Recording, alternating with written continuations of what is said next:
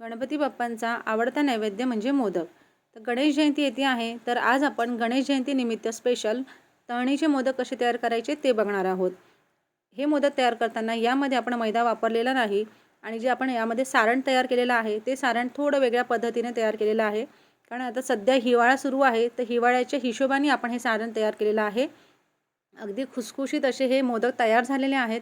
चला तर मग पटकन रेसिपीला सुरुवात करूया. नमस्कार, मोनालीज रेसिपी अँड लाईफस्टाईलमध्ये तुम्हा सर्वांचं अगदी मनापासून स्वागत. अशाच नवनवीन रेसिपीसाठी मोनालीज रेसिपी अँड लाईफस्टाईलला लाईक, शेअर आणि सबस्क्राईब करा आणि बेल आयकॉनलाही प्रेस करा.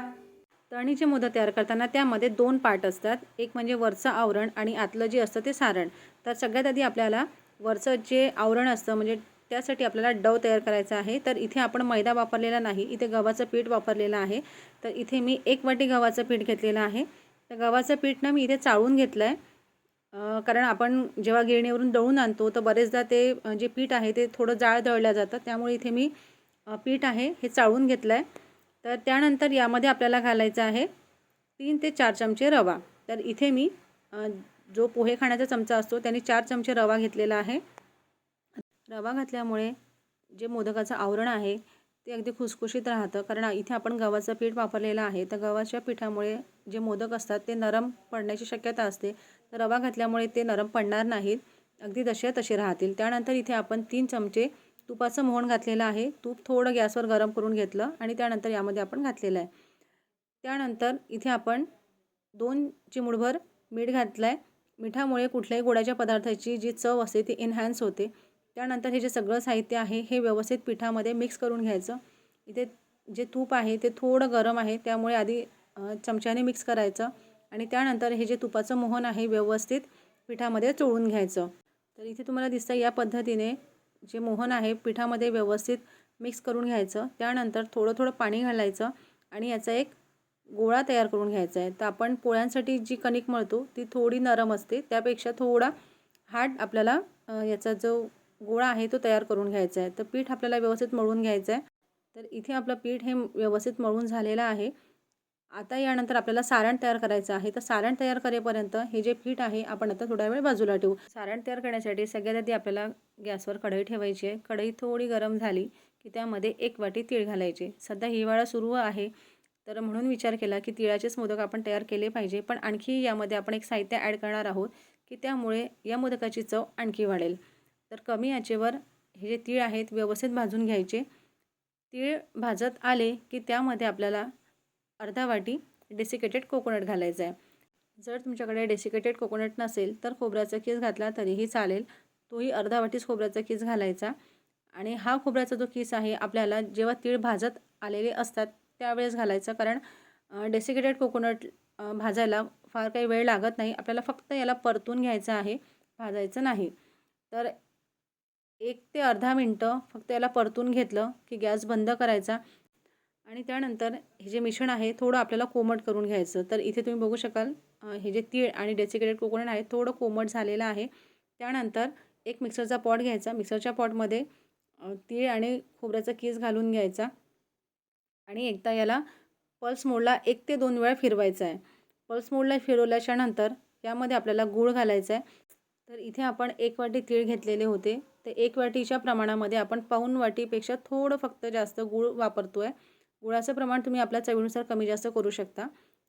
तर इथे आपण एकदा पल्स मोडला फिरवल्याच्या नंतर त्यामध्ये गूळ घालायचं थोडा आणि एकदा परत मिक्सरला फिरवून घ्यायचं. तर इथे तुम्ही बघू शकाल बारीक अशी याची पावडर मी तयार करून घेतली. थोडं जास्त फिरवायचं जेणेकरून हे जे सारण आहे यामध्ये थोडं बाइंडिंग येईल. तर इथे आपण आता एका पॉटमध्ये याला काढून घेऊ. त्यानंतर जे राहिलेलं मिश्रण होतं त्यालासुद्धा गूळ घालून असंच मिक्सरला फिरवून घ्यायचं याच पद्धतीने. तर इथे आपलं जे सारण आहे ते तयार झालेलं आहे. त्यानंतर यामध्ये घालायचं आहे आपल्याला 1 चमचा विलायची पूड. त्यानंतर थोडं जायफळ घालायचं किसून, कारण इथे गूळ आणि तीळ आहे तर त्यामध्ये जायफळचा जो फ्लेवर येतो तो खूप छान लागतो. तर इथे आपलं जे मोदकासाठी सारण आहे हे तयार झालेलं आहे. याला एकदा मिक्स करून घ्यायचं व्यवस्थित. तर इथे आपलं मोदकासाठी सारण तयार झालेलं आहे. त्यानंतर आपण जो कणकीचा गोळा मळून ठेवलेला होता त्याला परत एकदा व्यवस्थित मळून घ्यायचं आणि इथे आता आपल्या मोदकाची तयारी झालेली आहे. आता आपण मोदक तयार करायला घेऊ. मोदक तयार करण्यासाठी सगळ्यात आधी पाती लाटायची असते. तर हाताला मी थोडं तुपाचं बोट लावलं आणि असे छोटे गोळे तयार करून घेतले एकसारखे. 5 ते 6 ॲट अ टाईम गोळे तयार करून ठेवायचे, जेणेकरून आपल्याला पाती लाटायला सोयीस्कर होईल आणि आपल्याला वेळही कमी लागेल. तर इथे मी 5 ते 6 गोळे तयार करून ठेवले. तुम्ही इथे बघू शकाल. आपल्याला मोदक किती आकाराचा तयार करायचा आहे, त्या प्रमाणामध्ये, त्या हिशोबाने आपल्याला ही पाती लाटायची आहे. तर हे जे सारण त्यानंतर हे जे सारण आहे, सारणामध्ये 1 चमचा मी इथे तूप घातलेलं आहे. तुपामुळे एक तर बाइंडिंगही येईल आणि आपण इथे नैवेद्य तयार करतो आहोत, तर नैवेद्यामध्ये गूळ आणि तुपाचं फार महत्त्व आहे. त्यानंतर तूप हे व्यवस्थित सारणामध्ये मिक्स करून घ्यायचं. आता आपण हे जे गोळे तयार करून ठेवलेले होते, त्याच्या आता आपण पात्या लाटून घेऊ. तर इथे तुम्ही बघू शकाल, जी पाती आहे खूप जाडही नाही आणि खूप पातळही करायची नाही, कारण आपण हे गव्हाच्या पिठाची पाती तयार करतो आहोत. त्यामुळे खूप पातळ लाटायची नाही. समजा मैद्याची पाती असली तर आपण थोडी पातळ लाटली तरीही चालेल. पाती लाटून घेतली, त्यानंतर यामध्ये आपण आता सारण भरू. तर असं 4 बोटांवर पाती पकडायची, त्यानंतर त्यामध्ये सारण भरायचं आणि 3 बोटाच्या मदतीने यामध्ये ज्या कळ्या पाडून घ्यायच्या. तर कळ्या आपण जितक्या बारीक पाडू, तितका जो आपला मोदक आहे तो अगदी सुंदर दिसतो. मोदक करणं ही एक कलाच आहे आणि ज्यांना प्रॅक्टिस असते त्यांना अगदी व्यवस्थित हे मोदक तयार करता येतात.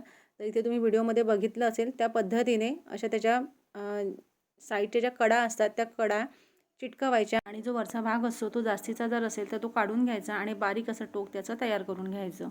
त्यानंतर एक दुसरी पद्धत सांगते. पाती लाटून घ्यायची आणि त्यानंतर इथे तुम्हाला व्हिडिओमध्ये दिसतंय त्या पद्धतीने त्याच्या कळ्या पाडून घ्यायच्या. कळ्या पाडल्याच्या नंतर त्याची एक अशी वाटी तयार होते आणि वाटी तयार झाल्याच्या नंतर त्यामध्ये सारण भरायचं. आपण जो उकडीचा मोदक तयार करतो ना, त्या पद्धतीने सारण भरल्याच्या नंतर पोलपाटावर ठेवायचा आणि त्यानंतर आपण ज्या कळ्या पाडलेल्या आहेत त्या एकत्र करत आणायच्या. एकत्र केल्याच्या नंतर जो वरचा भाग आहे तो अलगद वर उचलायचा आणि त्याचं व्यवस्थित टोक तयार करून घ्यायचं. आणि ते तुम्ही बघू शकाल, ही जी पद्धत आहे अगदी सोपी पद्धत आहे. म्हणजे हातावर प्रत्येकाला मोदक जमेलच असं नाही. पोलपाटावर व्यवस्थित हा मोदक तयार होतो आणि इथे तुम्ही बघू शकाल अगदी व्यवस्थित आपला हा जो मोदक आहे तो तयार झालेला आहे. त्याच्यात ज्या कळ्या असतात त्या व्यवस्थित तयार करून घ्यायच्या हाताने. तर अशा प्रकारे इथे आपण आता मोदक जे बाकीचे राहिलेले आहेत ते सुद्धा तयार करून घेऊ. कमी वेळामध्ये जर मोदक तयार करायचे असेल तर एक ट्रिक सांगते. मोठी पोळी लाटून घ्यायची, त्यानंतर एक असं झाकण घ्यायचं, झाकणाने त्याच्यामध्ये कट करून घ्यायचे. तर कमी वेळामध्ये आपल्या इथे पात्या तयार होतात आणि मोदक करायला सुद्धा आपल्याला वेळ कमी लागेल. तर ही एक ट्रिक वापरून सुद्धा आपण कमी वेळामध्ये मोदक तयार करू शकता आणि तुम्ही बघू शकाल अगदी कमी वेळामध्ये इथे पात्या तयार झालेल्या आहेत.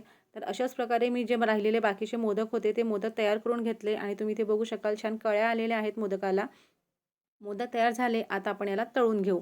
आता मोदक तळणे हा सुद्धा एक महत्त्वाचा भाग आहे. जर आपल्याला मोदक अगदी खुसखुशीत तयार करायचा असेल तर काय करायचं, कढईमध्ये इथे मी तेल गरम करायला ठेवलेलं होतं. तेल व्यवस्थित गरम करून घ्यायचं. त्यानंतर गॅसची जी फ्लेम आहे ती कमी करायची आणि कमी आचेवर हे जे मोदक आहे व्यवस्थित तळून घ्यायचे. आता इथे तुम्ही बघितलं असेल, मी हा जो मोदक आहे त्याचं जो वरचा भाग आहे तो आधी आत घातला आहे तेलामध्ये. त्यामुळे काय होईल, जो वरचा भाग असतो तो थोडा जाड असतो आणि तळायला त्याला वेळ लागतो. बरेचदा काय होतं, मोदक तर व्यवस्थित तळला जातो पण त्याचं जे वरचं नाक म्हणा, जो वरचा भाग असतो तो तळला जात नाही आणि मग तिथे मोदक आपला कच्चा लागतो खायला. तर ही एक ट्रिक वापरून आपण व्यवस्थित मोदक कमी आचेवर तळून घ्यायचे.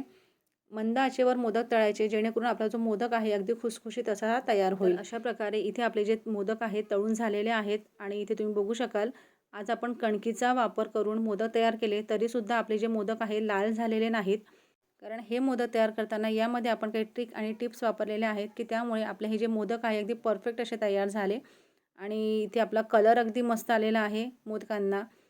खायला म्हणाल तर अगदी अप्रतिम झालेले आहेत, खुसखुशीत झालेले आहेत सगळ्यात महत्त्वाचं म्हणजे. तर यावेळेस गणेश जयंतीच्या निमित्ताने तुम्हीही मोदकाची रेसिपी एकदा ट्राय करून बघा आणि तुम्हाला रेसिपी कशी वाटली कमेंट्स करायला विसरू नका. चला तर भेटू पुन्हा एका अशाच छानशा रेसिपीसोबत. तोपर्यंत स्वस्थ रहा, आनंदित रहा. Thanks for watching. Take care.